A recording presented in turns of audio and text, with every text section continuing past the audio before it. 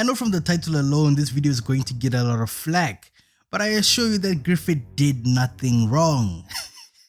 Okay, he did. I know that statement's become a meme by now in the anime community, but you know, now when I think about it, you can't help but have sympathy for the villain from time to time.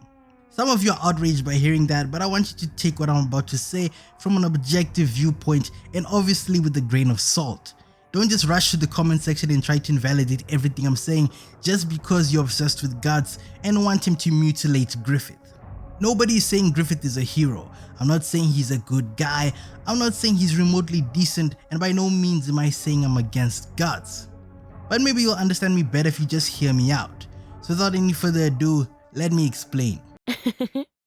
The Big Dipper. Growing up as a peasant looming the streets must be torture. Living a life of solitude and merely existing must be pretty lonely. Imagine every day of your life walking past people with titles and others deemed more worthy to be members of the highest echelon of society. Whereas you, well, you're looked at as nothing more than a street rat, a mere pauper. These everyday observations are what led to Griffith having this lust for power and control, everything he lacked in his formative years.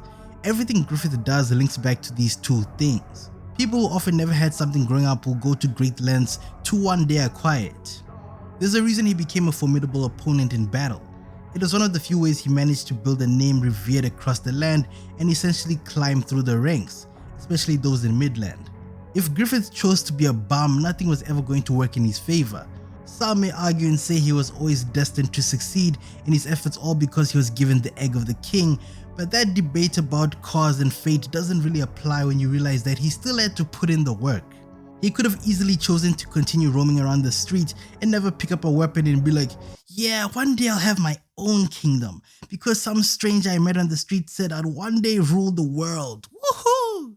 I think from a psychological viewpoint, Griffith's charming and stoic nature presents him to be this calm and collected character, but deep down inside he has a lot of pent-up aggression towards the world. He spent years feeling rejected, so of course now he feels like it's time to do the universe dirty. His entire mission is to create a utopia in his eyes, but of course with most people who crave power, intentions get blurred. He wants admiration from the whole world, since back in the day people used to treat him like he's see-through. A very common villain origin story now when you think about it. He uses people in order to carry out his mission. Anything that doesn't line up with his goals he discards pretty quickly.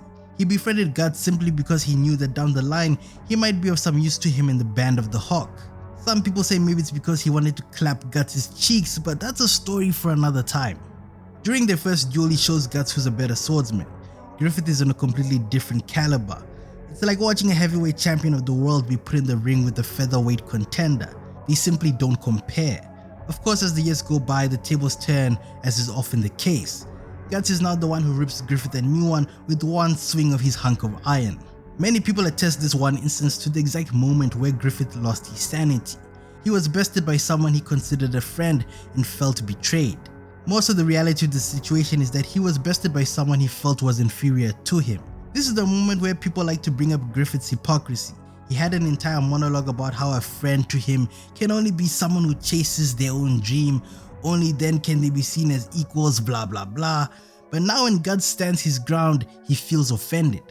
I think people tend to forget how human Griffith is during this arc. Just because you have ideals and standards and expectations, it doesn't mean you're not prone to emotions when they actually happen or things don't happen the way you'd want them to. Here's an example. I remember I once liked this girl, and at the beginning it felt as though it was taking a while to get the show on the road. Like, pass me the fatty already. Stop playing hard to get, you know. Stop stringing me along like some spaghetti. But eventually when I got what I wanted, it didn't feel the same anymore. There's a reason it's called post-nut clarity. Griffith in a sense experienced that to some degree when Guts left him. Guts made him swallow his words, and now that Griffith was beaten in battle, he felt as though he doesn't have power and control anymore.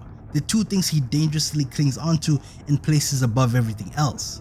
This is the same guy who dislocated a hot-headed Guts' arm a couple of years ago. Now he's standing on his knees in the snow, feeling humiliated in front of his comrades. So much so that he even proceeds to deflower Princess Charlotte to feel a sense of control again. I think it's fair to say that Griffith had some form of obsessive-compulsive personality disorder. Let's be honest with one another. Griffith never liked Princess Charlotte. Even if he did, it was not really genuine. Griffith only sleeps with people for two reasons. 1. To further his mission. 2. Because he feels as though he has no other choice. For example, think about Ganon. Griffith let this man top him non-stop because he needed the funding for his men. Griffith removed his pride from the situation and thought about the best way to inch closer to his dream. He didn't care if Ganon stuffed him like a turkey. He just looked at the most rational way to handle the situation and get what he wanted. And this was an extreme case because Ganon is a pretty savage man to look at. I bet Griffith was dreading every minute Ganon was tickling his pickle and fondling his brown winking star, if you know what I mean. Some of you are probably in disagreement and thinking to yourself, okay, but he didn't need to take advantage of Princess Charlotte. I don't see it as a bad thing. More so I see it as the most human thing Griffith has ever done. That sounds wrong if I don't put it into perspective. First of all, Griffith was aware that she had a thing for him. It was blatantly obvious. On top of this, it's not like he didn't have her consent. Like, this dude never forced himself onto her and she never said no. If she blatantly said word for word that he's making her uncomfortable and he continued to press on, then that's a completely different story. What's really bad is when you're talking to someone and they lead you on every now and again, but never let you shake the sheets with them. Which one is worse? Doing the tango in bed with someone who likes you back, or constantly selling them a dream, knowing very well you're only doing this for your own entertainment and amusement? I'll let you decide. To me, when I watched that scene, all I saw was a broken man trying to take the edge off. At least he didn't self-harm or take a shot to the kidney and get drunk like a sailor in order to try and forget about guts. Nobody said it was the best call to action, but I can't help but be honest and say I kinda get the logic. Griffith just wanted to numb the pain with pleasure. Don't act like you haven't been there before. Griffith, during his time with the Band of the Hawk, was a very competent leader. You have to remember that almost every single member had nothing to believe in at this point. They were willing to die for Griffith. Is that a bit sus? Yes, it is, but in all fairness, he did give them a reason worth living. It kind of reminds me of an Austrian dictator with a funny mustache who did the same for the German people.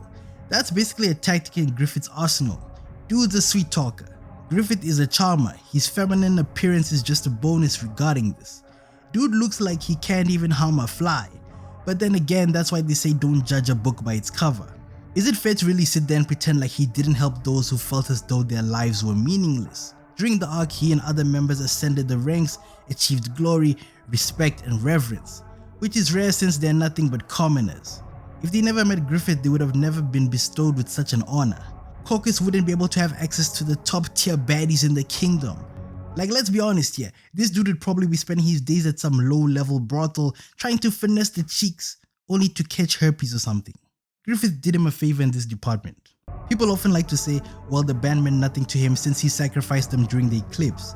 They wouldn't even be able to be classified as a sacrifice if he didn't care about them at all. And inevitably, the longer you hang out with someone, a bond fosters, whether you like it or not. So that argument is out of the window by default. Now here's the one thing that pisses everyone off from that arc.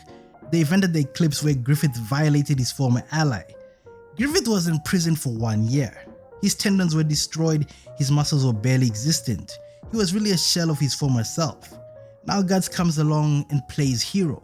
Guts and Griffith were polar opposites during the rescue in terms of physique. Griffith started to notice how him and Casca were now getting closer, and to Griffith, he felt like Guts was a coward for abandoning him. So now when Griffith transcends into a new being and becomes Femto, all that rage consumed him. Of course his actions were wrong, but when you really think about it, what he did was the equivalent to when a serial killer gets released from prison. There's two options: try to be a functioning member of society or revert to your old ways. And in this case, Griffith chose the wrong path. Griffith is a character who's very misguided and, like redheads, has a lot of mental problems. It is what it is. So with that being said, the question still remains, did Griffith do anything wrong?